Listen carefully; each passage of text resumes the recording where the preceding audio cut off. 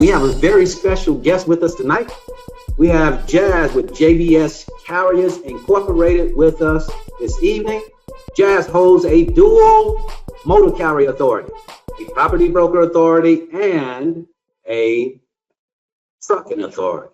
We're going to talk about some of the challenges of a property broker authority in conjunction with a trucking authority, and Jass is going to guide us kind of through his experience in that world.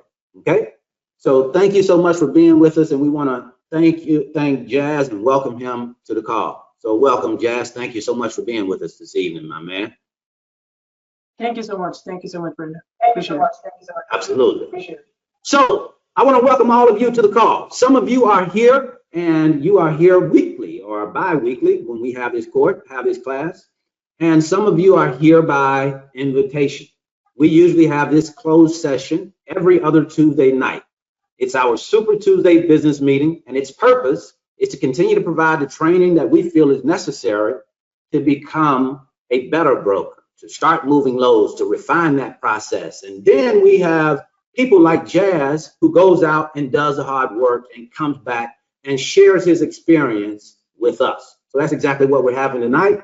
So I want to welcome you to the call tonight, and thank you so much for spending some of your time with us today. We have to be on guard when it comes to our time. That's very, very important, because we don't get but a specified amount of that. And with that said, I hope that all of you are taking care of yourselves. There's a lot going on in the world. You may have seen I posted a video about vaccine mandates and my stance on vaccine mandates. And we had some different people that said some different things, and I get that and I understand that. My opinion is mine. I feel the way that I feel, and I wanted to share that with you because I don't think that is something that I should hide from. You know, I don't believe in vaccine mandates. I don't think that a person should have to give up his ability. I don't think you should have to give up your freedom to make decisions for you and your family. I don't think any mandate should be forced on me or anybody. That's just my feelings, and I wanted to share that with you. Not trying to influence you in any way, just letting you know where I stand on vaccine mandates. And if you've gotten the vaccine, I think that is your choice, and I think that it's a good decision for you because you've chosen to go that route. And I don't think you should be questioned. I don't think it should be about saying why you did it or anything such as that. It's a personal decision is how I see that. So that's what that point of that video was for. Now, if you saw, there was a big deal that happened with Facebook yesterday. Or was that this morning? Or yesterday? When was that? Yesterday. I think it was yesterday. Where Facebook was down 6.5 hours. And Facebook is under a lot of pressure right now, a lot of regulation. And I happened to see an interview with a billionaire, Kevin O'Leary, from Shark Tank, Mr. Wonderful. He was talking about Facebook. And his point is that, yes, of course, Facebook has problems just like any other big company. But Facebook is the backbone of small businesses. He said Facebook is the backbone of small businesses. Now, would you agree with that statement or would you disagree with that statement? Press just say agree or disagree with that statement. That Facebook, he says, is the backbone of small businesses. Disagree, Anthony says. Agree or disagree? Agree to an extent, Samantha says. Disagree, Austin says. Disagree. Okay, disagree. Okay, well, now, what grounds do you disagree, if you don't mind me asking? Why do you disagree with that statement, that Facebook is the backbone of small businesses? Why do you disagree with that statement? For those of you that said you disagree, will you please share with us why you disagree, just so we understand, just for context. Agree, but there are social responsibilities. Absolutely, I agree with that. There are definitely social responsibilities, Juan says. That's a very good point. There are social responsibilities. So what you're saying is There are problems that need to be fixed. I agree with that. Andrew says, I agree. It's important to have real connections with your customer, Jeremiah says. No, not everyone uses Facebook, Chris says. Jury is still out, Wanda says. Disagree, D'Angelo says. Well, let me share with you some of the points that he made to make his point why he said Facebook is the backbone of small business. He shelled out some numbers. 200 million small businesses use Facebook. 200 million, not 1,000, 200 million. He said that out of every $1, every 50 cents of that dollar is spent on Facebook by small businesses. Out of $1, every 50 cents, or a little bit more than 50 cents, is spent on Facebook out of that $1. So he said basically it counts for about 66% of the economy, Facebook. So those were some really valid points when I started to go back and read those and take, get an understanding of why he called it the backbone. Now you might say, hey, not everybody uses Facebook. You're exactly right. But a lot of small businesses do. That's how they connect to customers. So it's just something to think about when you lose Facebook for 6.5 hours for small businesses that are dependent on outlets like social media, Facebook. If you lose access for 6.5 hours, then it's very possible that you could lose it for one day. If you can lose it for one day, maybe you can lose it for 2 weeks. How that would impact your business. You have to think about that. What other options would you have? So that's probably, a good reason not to be fixed to one social media platform.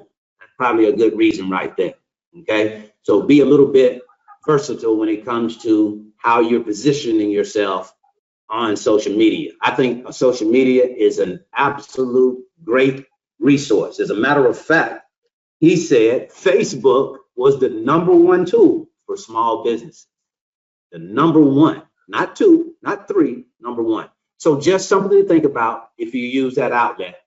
You may not be advertising right now for your business, but may come to that point at some point. You may be using something like Facebook. So it's just something to think about.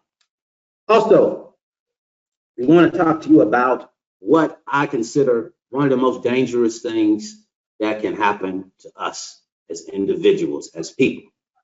And it is called conforming to a way of thinking where somebody else is thinking for you.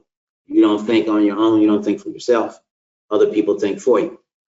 And a question that I think is, something what we should ask is that, does that person have your best interest at hand? And you would have to answer that question.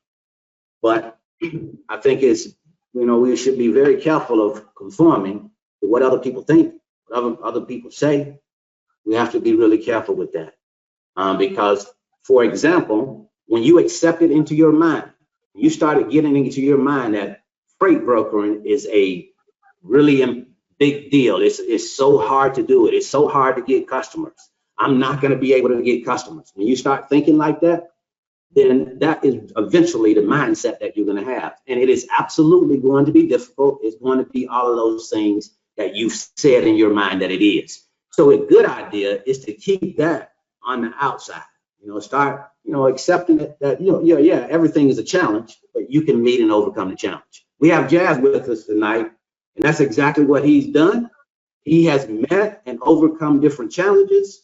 So he's going to share some of his experiences. I am going to ask him some questions. If you will, Jass, go ahead and introduce yourself to the group. Start off about telling us a little bit about yourself and why you may have decided to start a freight broker business in conjunction with a trucking business. Why did you kind of move toward that? But just, kind of let us know who you are and a little bit about yourself and your work history. Hello, everyone. I live in Kerman, California. So I've been working as a truck driver from 2013, like almost 9 years. Then I have my own truck, like from 2017. So being a truck driver, like mostly time, the truckers have to stay on the road to trying to pick up the load, deliver the load. So trying to stay away from the family. So after that, I'm thinking to work as a freight broker, so I can I can work, stay with my family, and I can work from my home. So then I decided to being a truck driver and a freight broker too. Okay. So then the biggest influence for you, you would have to say, was that family time. You had a trucking business, but I guess you found yourself spending more and more time away from your family, and you kind of get some idea of what's going on as far as freight broker, and you say, hey, that's something that I can do and spend more time at home. Am I kind of understanding you correctly? Yeah. So then Okay. being a Okay.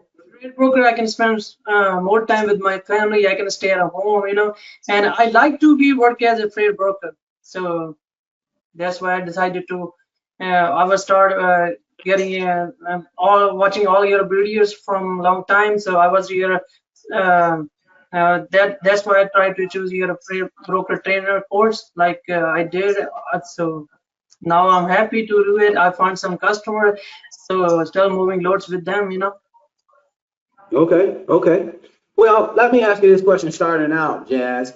A lot of truckers, would want to say, hey, I'm going to give up the road. I'm going to come inside and start my own freight broker business. A lot of people you would take that trade-off, you would think. And I see a lot of truck drivers that come into the business with the same, outlook that you have. Hey, I'm going to, learn the freight broker side so that I can broker, if I don't do anything else, broker my own loads. But usually they run into a brick wall and they're not able to get customers. What is so different about getting customers as a freight broker as compared to a carrier?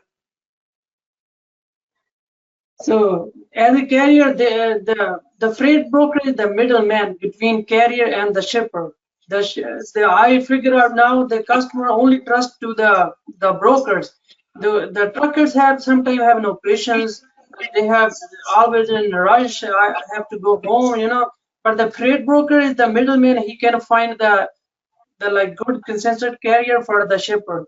Then they don't have to anything to worry about it. So moving the load from point A to point B.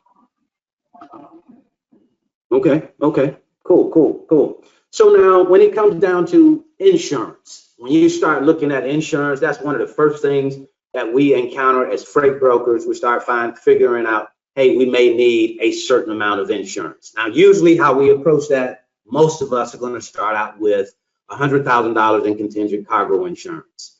Now, what I get to hear sometimes is that there is a problem for carriers that have broker authority to get insured. Did you encounter any problems like that? Have you heard of something, as it relates to having problems with getting insured as a broker and a carrier?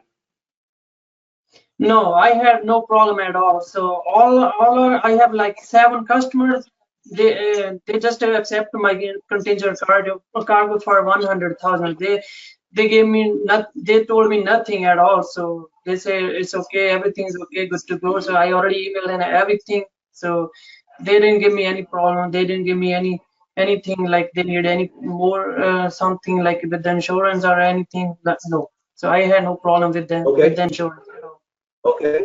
Okay. So you hold the required, well, excuse me, not the required, but you hold the $100,000 of contingent cargo insurance as a broker. Do I understand that correctly?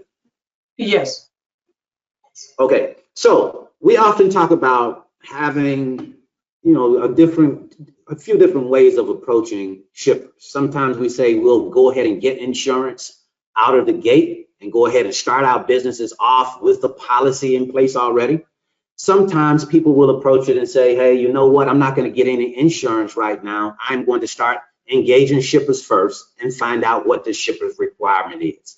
And then you may have a person that says, hey, I'm not going to get any insurance. I am going to do it on a per load basis. Based off of your engagement and what shippers are telling you, what route would you suggest to a new freight broker?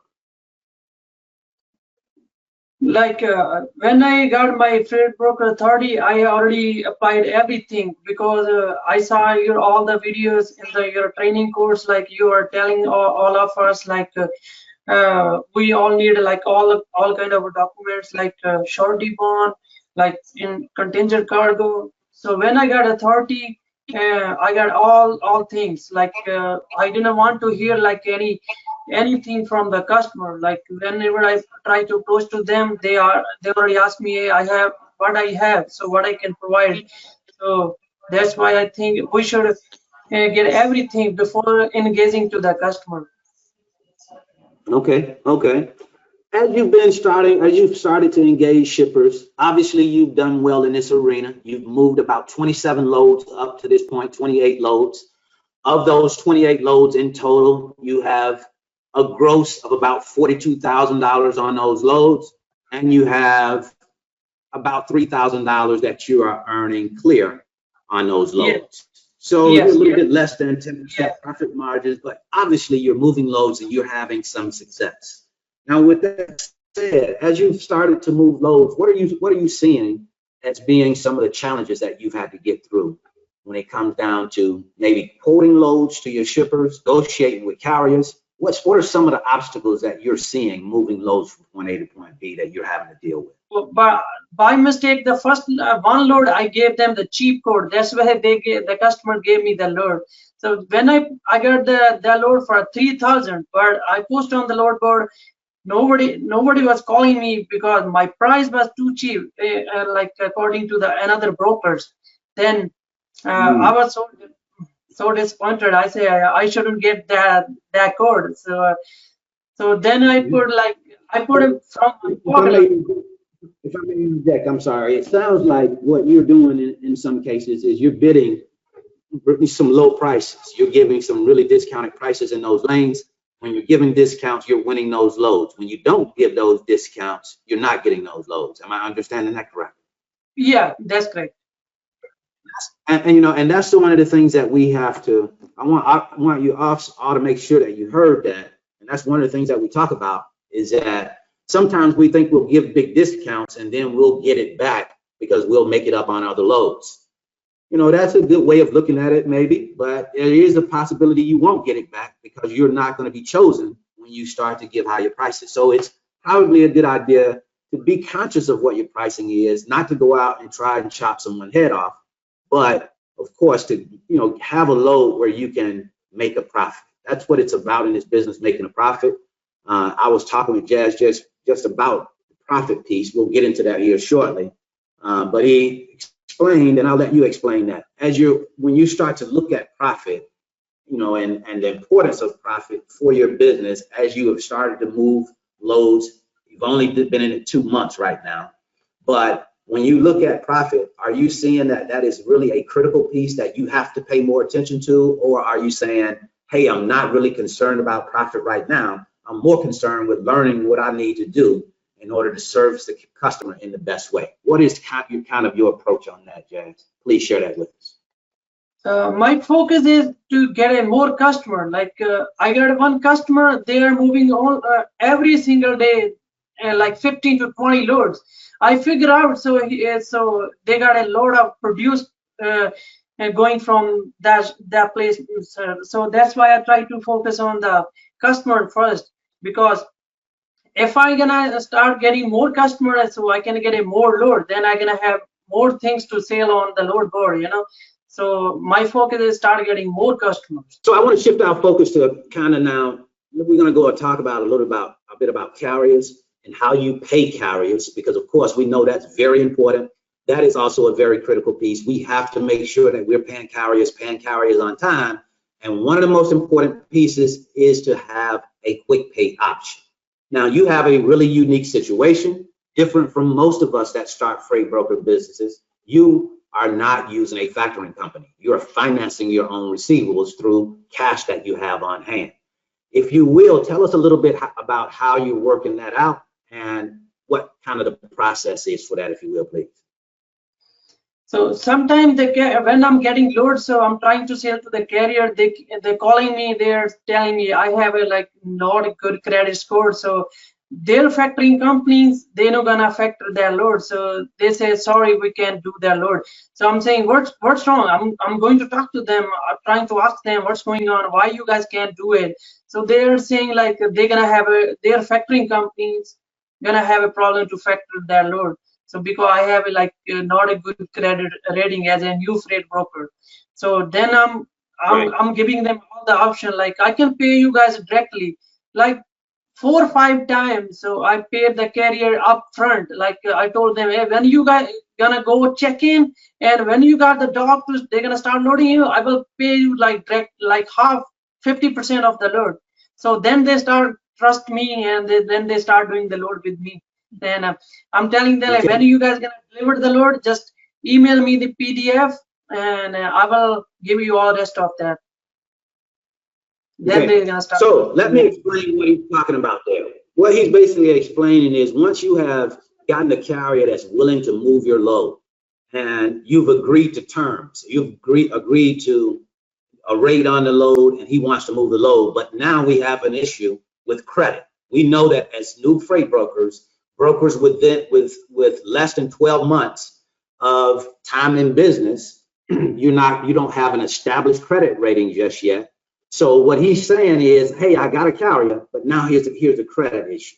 So he is working through that issue by he's saying, okay, so is it the problem that we're going to have to factor it? Don't worry about that. I will pay you directly. I will pay you directly. As a matter of fact, I'll prepay you for the load. Those are some of the measures you're going to have to take sometimes. Sometimes you may say, I am going to prepay you 50%, and then I'll pay the remainder when the load arrives. But some carriers say, no, I want it all up front. What you would have in place is to say, hey, make sure that when you pick up the load, you show me a copy of the BOL to let me know you have it on your back. Once I see he has a load, then I will send that advance if it's 50%, 60%, or 70%. But do understand, those are some problems that you are going to have. And he's explaining and telling you that he's trying to stay in contract with this carrier or get in contract because he's willing. He don't want to start this process all back over again. So, as you know, now that you are factoring your own loads and you are paying carriers, are you finding that you have to quick pay most of those carriers if they decide to go into just a regular contract with you? Or are they doing 21 to 30 days? No, I'm just paying them like 2 to 5 days. I'm charging them 3% of the load. So charging a quick pay and just paying them right after delivery. Okay. I have like EFS, I have so many things to pay to the carrier. I have like some carriers I do gel in the bank account, and I made a like EFS account. I can bear the money code, I can pay to them. Okay. So now that you are paying carriers, and some of those carriers you're doing through quick pay, you're paying yourself, how are you building your credit? What are you doing? What steps are you taking to build your own not personal credit, your freight broker credit? Like you told me, remember one time I called you, hey Brandon, I got a like issue with the trying to move load with the carrier. So you recommend me like I had a before DAT load board to posting my loads.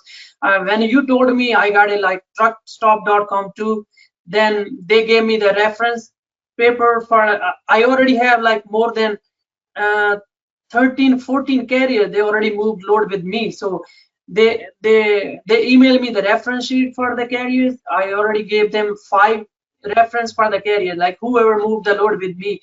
Now they're gonna start calling them. They're gonna start asking them like they already moved the load with me. So, and also I have like a trans credit. So I have I already gave them like all the reference, like more than 10 carriers on the trans credit. I have a with them too. Yeah. Cool. So you do have something in place that you're doing to build your credit. That's very important. What he's doing is building trade lines for his business, and you are definitely going to need to do that as well. It does not build on its own. What he's talking about when he's saying, hey, those credit reference sheets, if you are working with someone like TruckStop as your load board provider, they'll start to send you credit reference sheets out every 90 days. And you'll go in and update those credit reference sheets, create those trade lines for yourself and your business, and that will update your credit. And now you get, when you move away from that N rating, you have an N as in November rating right now, which says that you're too new to rate. And you move away from that N rating toward that A and B rating so that you can pretty much get your loads moved by anybody. But it's going to take time to get there, usually about 12 months. Some people are speeding that up. Because you start moving loads a lot faster, you can speed that process up. So definitely want to suggest that you talk with TruckStop about those credit reference sheets. You heard him also mention trans credit. TransCredit is another outlet that allows for you to build those trade lines, but it is within the transportation industry. Like you hear about Experian, Equifax, TransUnion on the personal side, well, this TransCredit is a transportation resource or outlet, I should say. So you are having some difficulty to covering some of your loads. When you do have those difficult times to cover loads, are you able to go back to shippers and maybe move the dates, or are you basically giving up the load if you have some problems where you can't move it? Share with us how you deal with that situation. So 2 or 3 times, so the shipper, they took for like 6-7 hours to for my carrier to get it loaded. So the carriers were calling me. They said they're gonna miss their appointment for tomorrow early morning. So then I reached back to my customer. I say, hey, so they are not loading my carriers, Then we moved the appointment. So we requested to move the appointment. We always, sometime it's gonna hard. So I have to pay to the carrier for layover. So if the carrier is supposed to deliver like tomorrow, they moved for another day. So the carrier asking me for layover. We have to hold this load for 1 extra days because the shipper took forever to get me loaded. So that's the difficulties I am having to pay. Now, that's very important. Let me ask you a follow-on question on that particular point. You said that you're having to pay layovers. Are you having the shipper pay those layovers, or are you paying those layovers out of your own pocket? No, the first of all, I was paying carrier from my pocket. So then I reached to my customer. I told them, hey, the shipper, the loaders, they took forever to get my carriers to loading, and they are asking me the layover. The customer told me, hey, don't worry, man, just move the load. It's trying to help me to move it, so I will take care of the layover. So he was asking me make the invoice and email me or mail to me everything. So I will add in the payout when they're gonna mail the check to me. They're gonna take care of the layover. Okay. One important point that I want to make on that is accessorial policy, accessorial policy, accessorial policy. We want to make sure that we're getting a copy of the shipper's accessorial policy prior to starting to move loads. We're excited, and we don't think about that usually when we start moving loads, but we need to know what the accessorial policy states. Why is that? Because when I'm paying an accessorial charge, that is a charge that comes with load. That's a problem with the weight. That's a problem with something, that happens with the load. We don't pay that as freight brokers. We may prepay that, but we get our money back from the shippers for that. So you need to know what the accessorial policy is. For example, on detention, if a carrier is detained at a facility for a 3-hour period or longer, then for us, detention takes place. But that's according to our shipper's accessorial policy. So we need to be aware of what that accessorial policy is so that we can make our own policies and pay according to those policies. I hope everybody understands that. Any questions on that? Does that make sense? Do you have any questions for me on that, Jack? No. Okay, cool. Now, from a business perspective, running a trucking business and a freight broker business, do you find that to be a little bit task heavy? Do you find it increases the number of tasks that you have to do on a day in and day out basis? Do you pay more attention to one or the other? How do you manage those businesses as one? I'm just after getting the Freight Broker Authority, I'm just started working as just local, because first I got a Freight Broker Authority in April. I was start cold calling to the shipper. So, but nobody was replying. Then I started working as a carrier on the other side. I was making money, and for something, then I was keep calling to the shipper too. So when I start finding some customer, then I quit driving. So I'm just gonna go once in a week, just a local run. Yeah. Okay. So now, do you have any other job other than freight brokering and running your trucking business, or what's the deal on that? Nothing. That's all. just being a truck driver and a freight broker. Yeah. Okay. Now, if I may dial in on that, if you can provide some insight on this, how have you found that to be? If you had a job and you had to run your freight broker business and your trucking business, or really that's one now, but to have to do that in duality, how tough would that be for you think? So it's not a tough, but you have like you have to call customer, you can get an email, you have to access all the time from your emails on the phone calls, you have to answer. Like sometimes the customer just call and then they got this lane, so can you help me to move this? So how much you gonna charge me? So yeah, I'm gonna say like we can do another job too and work as a freight broker as a part-time job too. So if we gotta like yeah, we can do that. Okay. So now when you were calling shippers, sometimes freight brokers fear this idea that they're going to be tested. Like for example, a shipper may say, okay, so what can you do this particular lane for? Have you ever had those instances where you've been talking to shippers and you feel like you've been under sort of a test? And if you will, please explain to us what happened with that. Yeah, being as a new fraud broker, they don't even know me, like who I am. So what's my company name, my MC number. So I just keep calling and emailing them every day. So I'm saying like I have my own truck too. If somebody like fall off, somebody break down, so I can recover myself too.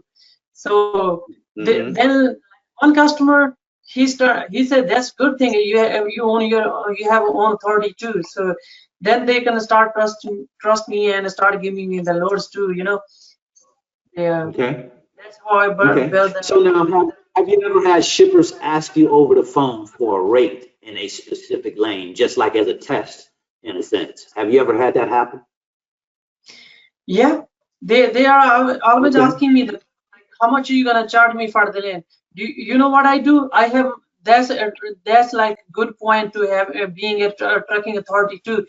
I go to the load board. I'm search the same lane, like the customer asking me like same lane. I'm calling the other broker asking them like how much they paying. Then I can guess like how much I can give the quote to the customer. Okay. So sometimes I think it's also maybe a good idea. You have to kind of go by feel on this, but when shippers ask for quotes in certain lanes and you're just in conversation with the shipper, you don't know much about the lanes just yet, probably it may be a good idea to say, hey, I need to gather some information on this particular lane, and when I do, I'll get back to you as quickly as possible. That way you're not kind of backing yourself into a corner and giving a number and then maybe not being able to make money on that number and it not be, a win. So just something to think about there, just maybe a different approach that you may want to take a look at. Okay, so now as it pertains to business and customer acquisition, Jazz, are you finding that to be a situation that is just a process you have to just work through, some different obstacles that you're going to run into? And are you finding customers to give a kind of a general objection? Have you seen two main objections that you get from customers when you are engaging those customers? No, I haven't got nothing at all like that. So when you're calling customers, are they usually saying things like, oh, okay, we're ready to go ahead and start working with you? Or are they saying like, okay, we're customer routed, or we're already working with someone? How do they usually respond to you? Like first of all, I'm trying to find the big customers like US cold storage, like General Mills, like some ice cream places, like where they're shipping ice cream. Then I figured out, I was emailing them, trying to contact to get to the logistic, but they're saying they are customer routing. Yeah, you were right. They are keep saying like that. So some other things they already covered. They have like own trucks. They're not using the like freight broker. They're not using the like outside carriers. I was thinking like I should go to the small shipper, like you always saying in your videos, whoever like have the like produce like cantaloupe, watermelons. So then I went to them. They have like some sheds in the field, so they start working with me. So they start giving me the reference. Okay. They're shipping a lot of loads every day. Yep. Okay, so cool. So now when he says customer routed, usually when customers say that they're customer routed, what they're saying is we are not responsible for the transportation to move the load from point A to point B. We don't arrange the transportation. The customer does that. Okay. So some facilities are going to be that way, but we have that with customers that we work with, but they're not totally, built that way. They still have other, that are not just customer routed. So it's about you figuring that out, finding out how you can be of service to the shipper as far as that is concerned. Now, as it pertains to freight, Jass, did you start out aimed at a particular type of freight? If so, did you have a reason? Did you have a method to the madness? Or what type of freight did you start out with? And was there a particular reason for it? I live in California. California is famous for the produce. There is a lot of shippers the shipping the produce, a lot of produce, and there's a produce season over here in California. I'm starts finding some produce shipper, like whoever shipping then I'm start calling them, So then I found I went to the one place by myself. I talked to them, so I told them, hey, start working as a freight broker. I can help you guys out. I can provide the whatever you guys need. I can move anywhere you guys need. So that's how I find the first shipper. So when it comes down to rates, are you just basically going and using load boards to establish rates? Are you calling carriers to establish rates? What's kind of how do you approach that? Share that with us, please. So when they approach me, the customer call me or email me, hey, Jass, can you help me to move this lane? So how much they asking me, how much you gonna charge them? So I gonna email them, hey, give me a little bit, so I'm gonna call you back, and I will email you back and give you my price. So I'm keep calling the carriers too. If you're gonna do the load for me, how much you gonna charge me? So they're giving me the average price, So then I go load board too. I'm keep calling another brokers too. I'm giving them I got a setup with more than 100 brokers. So because I'm working with my own authority, I have my own dispatch. I'm doing before I was doing own dispatch too. So I'm calling another brokers too. I'm calling them, asking the price, how much they were paying. And then I'm reaching back to the customer, hey, I can charge you that much, You're moving in a lot of different circles. How are you presenting yourself to shippers? Are you presenting yourself as a freight broker or as a carrier? No, I'm always saying as a freight broker. Okay, cool. Makes sense. Because, one of the things that we don't want to do is misrepresent ourselves. We don't want to say that we're carriers when we're not carriers. Well, you have that distinction. You are a carrier, so you can. But approaching them as a freight broker and making sure that they understand that if you are in fact doing that, like you said, of course, then you definitely want them to know that you are a freight broker. You don't want them to think that you're a carrier as well, in a sense. That makes sense? Yes. Okay, what advice, and now we're going to wrap up here, Jass. You've been such a good interview, answered all of our questions, but I want to wrap it up with this and ask you, I had a person responded to me on a YouTube video just recently, and the person said, hey, I have gotten shippers, I'm in the position to move loads, but I just don't have the confidence.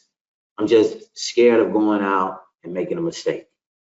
How would you advise that person? What kind of suggestions would you give a person like that? In freight broker business, you should have a confidence all the time. You should work hard. Yeah, you have to come out, and you have to be confident on yourself. You should think like this positively, you can do it. If you think like that positive, you can do it. You can move, find the carrier, and you can think how you can move the load. There are so many things you can pay carrier directly, when they're gonna check in, on that shipping office. You can give them so many things. They can trust you, Yeah, you have to be confident on yourself. Then you can start moving load. You don't have to be worry about anything. You have to just keep going and moving, trying to move the load. Okay, thank you so much for sharing that. We often think that we have to know everything about the load in order to start moving loads. That is the biggest misconception. You want to know all of the freight broker talk. You want to talk the freight broker talk, and you think there's a language just for freight brokers, and it's the same language that you speak. So don't overwhelm yourself with all of this, these trivial things. Let's focus on the major things. Let's focus and major in major things and not in minor things. And once you start doing that, you'll start to, of course, align yourself with moving loads. That is the key in this business. Jass has moved over 27 loads, 28 loads in a 2-month period of time. He has been taking massive action. That's what this is about. The more you take action, the more you move yourself into positions, into places that you're uncomfortable with, because that is the key. If you're too comfortable, if you laid back, then you're not trying hard enough. You got to get into places that make you uncomfortable, talking to shippers sometimes, answering questions that you're not comfortable with, giving rates sometimes that you may not be comfortable with, because it's all about starting somewhere, and then you can start to build on that. But if you don't get started, if you continue to provide excuses for yourself, then that's what you'll continue to do. So get out of that position if you find yourself there. If you have other issues, if you just, getting ready to get started and you haven't really gotten out of the gate yet, as you can see, Jass has told you one of the most important things is, building your confidence, going out and going ahead and start selling yourself, selling your service. That's important. An important thing about that is knowing what it is that you are offering as a service. Are you offering LTL service? Are you a full truckload provider? Are you doing both of those? Do you have a network in place to support LTL freight? Can you move LTL freight at a discount? Can you move LTL freight with LTL carriers? Do you have your own network? There are different ways of approaching it. What do you offer as a service? Start to hone in on that, develop that. A large part of what you offer is good, solid customer service, a personal service, up close and personal, where a person can come and point in your chest and say, what is going on with my load? That is what an intermediary is. That is what your position is as a freight broker, to stand in the middle of the shipper and the carrier and to take the heat from the shipper when it gets hot. That's what I wanted to share with you guys and ladies tonight. If you have any questions, I want to take this time to field some of those questions. Hopefully I can get to most of them. But first of all, I want to give Jass a super big congrats on his accomplishment, what he's accomplished in the business so far. We've already sent your refund check in the mail, Jass. Thank you so much, my brother, for choosing me to help you get your business started. I consider that an honor, and I am very appreciative of that. Thank you so much. Thank you so much. I appreciate it for inviting me here. Thank you. Appreciate it. Thank you so much for your help too. Yes, sir. Thank you. Okay. So if there are any questions that we may answer, Jass, if you don't mind hanging around for just a few more minutes, I certainly would appreciate it. I know you have things to do, so we're not going to stretch this out. We're going to take a few questions, though, if it is okay with you. Yeah, that's okay. Okay. All right. Few questions. Time for a few questions. What's on your mind, ladies and gents? Did Jass Insurance go up as a carrier? No. When you started your freight broker business, it didn't go up at all? No, nothing at all. It stays same. Okay. Okay. Because you have insurance as a property broker and you have insurance as a carrier, having nothing to do with the other, basically, is what you're saying. Yes, nothing happened to my carrier insurance. I just add one more insurance as contingent cargo. How long after you got started? How long after you got started when person says, how long after you got started did it take you to get the first load moved? Almost 3 months. Would you say it's easy for women in this business as opposed to men? Is there a gender discretion in your opinion? Yeah, it's I think the women they can do that too. Yeah, but they need to be think. Yeah, that's okay. But sometimes the truckers, the carriers have like a lot of temper. They have no patience. They're talking shit to the broker on the phone. Tell me about it. I know all about that. what is the best way to reach out to carriers? One person asked. Jass, in your opinion, what is the best way to reach out to carriers? The best way is like sometime you have to pay attention. Go to the load board. They're posting the truck like they need they're getting empty. We're 6 a.m. or 6 p.m. Like they need a load going back to like suppose New Jersey to California, New Jersey to Pennsylvania. They sometimes they're posting on the load board on the truckstop.com and DAT, and you have to look like where they're gonna go. If you gotta have the freight going towards their lanes, you have to find it, calling them and give him the offer like, hey, you're looking for that lane, go back to this point A to point B. I got this. I can pay you that much to move my load from point A to point B. Maybe sometime you can find the easiest way to find like that. Okay. Now I'll add to that. That's a very good question, but it's a very simple answer. How you get carriers, the best way to get carriers is to get freight. Once you have freight, carriers will be attracted to you because you have freight. Every carrier that I got starting our network, when we got started in our business, came from two load boards, DAT and Truck Stop, with the majority of those carriers coming from Truck Stop, which is why you hear me talking about Truck Stop. And also I talk about Truck Stop because Truck Stop has a better rating tool, in my opinion, as compared to DAT Express package.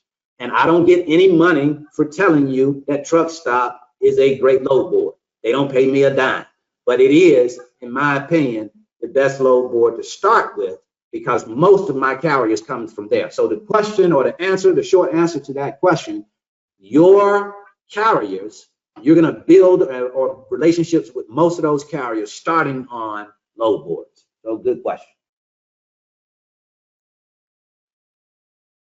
How long does it take to get a book of service from a supplier? I don't quite understand that question. If you're talking book of business, how long it takes you to build a book of business, you know, that basically is going to be different for different people. And please excuse me if I'm not answering the question that you asked, but I'm trying here. So, you know, when it comes down to building a book of business, that's going to depend on the person. How quick you build that business basically is going to boil down to how often you're engaging customers, the results that you're getting from those customers. As you have heard Jass says, he engages customers often. He does it on the email side of the house, and he does it on the cold call side of the house. That's important. I think it's important to have it approached as a two-headed monster. I am going to send some emails, and I'm also going to do calling. I am not going to hold Jass any longer. He has been so gracious with his time. We certainly appreciate you being with us tonight, Jass. And I also want to thank you. I want to thank you for coming here tonight to spend some of your time with us. What we always do is do our best to provide value while you're here with us on the call. And we hope and we think for certain that Jass has contributed to that in a major way. So again, we say thank you so much for your time, Jass. And I want to thank all of you for being with us. Then again, this is our Super Tuesday business meeting. We have it every other Tuesday night. And this was an invitation to you if you are here for the first time. And if not, we'll see you on the next Super Tuesday business meeting, which is not the coming Tuesday, but the following Tuesday. So I wish you the very best in your life, in your business. Stay safe out there. Start getting your activity up. Take massive action, and your results will start to improve and continue to improve. Thanks again, Jass. Have a wonderful night and a wonderful evening. Thank you so much. I appreciate it. You have a good night too. Thank you, Brandon.